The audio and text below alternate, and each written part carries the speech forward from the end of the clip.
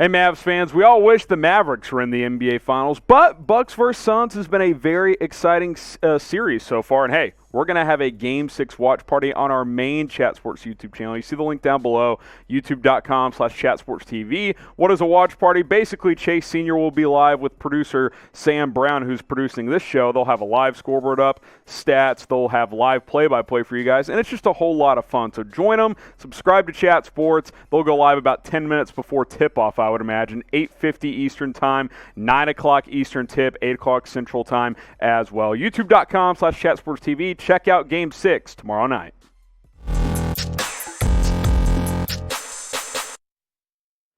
You're watching Dallas Mavericks Today by Chat Sports. If you're a true MFFL, you can like this video. I'm your host, Harrison Graham. I want to talk a little Kristaps Porzingis on today's show because he opened up about his role and his use and how they used him, I should say, against the LA Clippers. And interesting stuff to dissect here. Obviously, what was a big discussion point coming out of that series? Where the hell was Kristaps Porzingis? And he kind of slightly alluded to it after one of the games, saying, hey, I'm playing my role. I'm just trying to do what it takes to win. But he really took that a step further, called himself a soldier, said he just wanted to win. And obviously, it was not hard to see that KP was not a focal point for the Mavericks offense during the playoffs. Quote, here's what KP had to say. I was told that since I'm being guarded by Kawhi, it would be better for me to stretch the floor, and if I saw the opportunity, I could attack the paint. At the start, it was hard for me to accept my role because I'm not used to having my part reduced like that. I was put in a corner, did my job like a soldier. All I wanted was to win. To me, this is a direct shot at former Mavericks head coach Rick Carlisle. I mean, who else are you pointing to? I guess maybe Bob Voulgaris, who was determining, rotations, and for some reason might still be on the Mavericks staff for whatever reason. But that's not the point of the show. To me, this is KP going after the former Mavericks head coach. Like, hey, I was told to go stand in a corner and focus on defense, and that is a big reason why I did not have much of an impact against the Clippers. Interesting comment. I don't think that tells the full story, but he does have somewhat of a point because, hey, he just did not get a lot of shots, especially in games like 4, 5, and 6. Does Kristaps Porzingis have a point with this comment? Type Y for yes, type N for no. Get your votes in on this one. Let us know if you think KP has a point here. He does and he doesn't, and I would say he mostly doesn't. The reason he does is, look, especially after the first couple of games, that it was what his role was. He stood on the perimeter, took some catch-and-shoot threes, occasionally went backdoor for a dunk. Didn't really post him up, didn't really use him in the mid-range game at all. The offense did not flow through him whatsoever. It was the Luka show, which it should be, and Tim Hardaway was your number 2 guy. And a reason further he does have a point a little bit is look at the numbers regular season to playoffs. Like, guys, the drop-off was fairly significant, and a lot of that was due to less touches. Now, the reason I would say he actually doesn't have as much of a point as he thinks he does is the first couple of games they tried to go through Porzingis and he was bad. He just was not very good whatsoever. They won those 2 games, but he was not the reason why. He was inefficient. He was ineffective. There's a reason they went to Boban as the starting center to kind of mix things up, slide him down to the 4 as well, because Porzingis wasn't, despite getting guarded by smaller wings, he wasn't taking advantage of those size mismatches. So they said, okay, let's put you on the perimeter. Let's try and clear out the paint a little bit and let Luka operate, which, obviously Luka is going to be your number 1 option no matter what.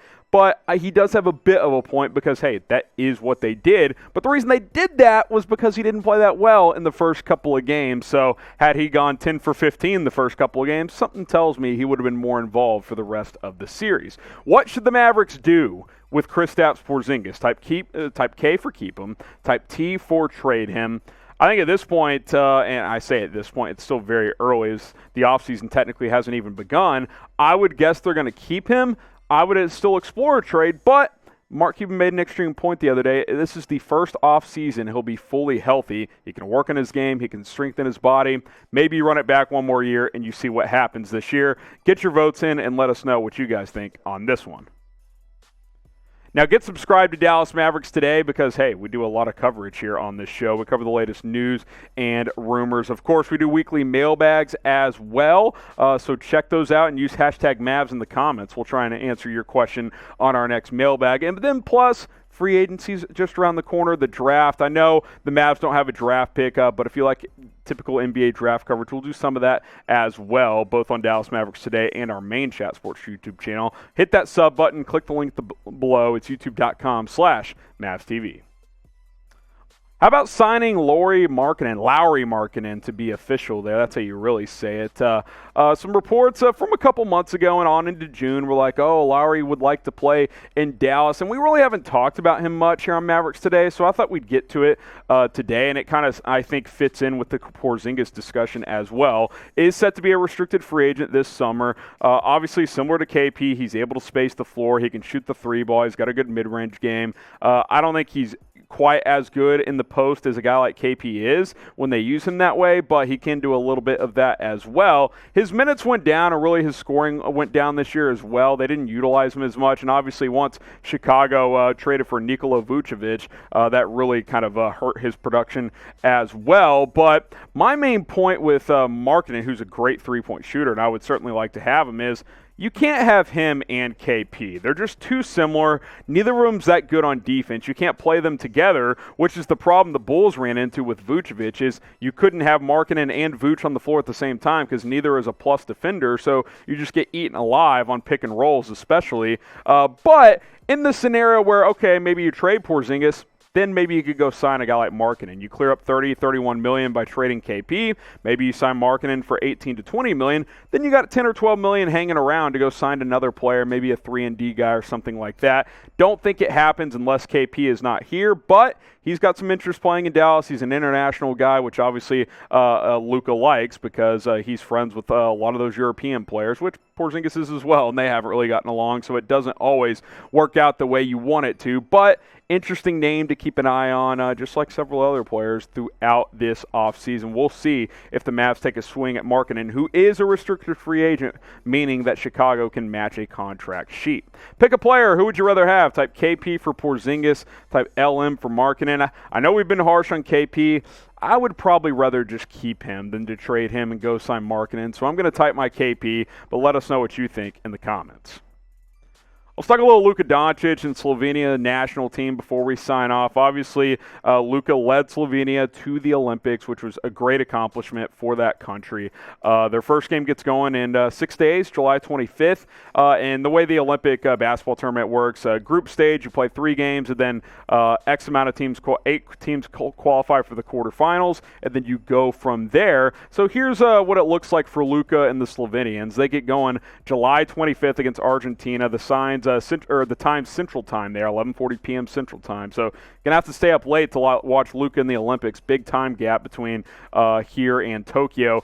Speaking of Japan, they play Japan on July 28th, also at 11:40 Central Time. And then, set your alarms on August 1st, 3:20 a.m. Central Time against Spain. That's a bummer too, because that's probably the best matchup they have in the group stages. I'm going to for sure try to watch that Argentina game.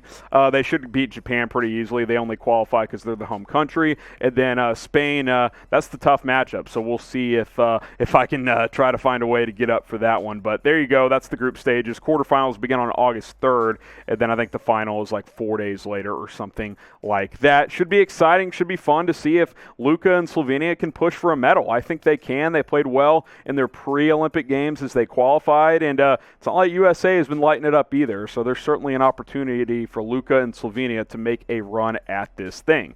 Will Luka and Slovenia win a medal? Not gold necessarily, but bronze or silver as well.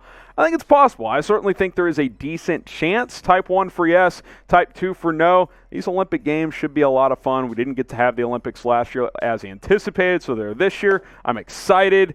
Get your votes in on this one and let us know if you think Luka and Slovenia will medal.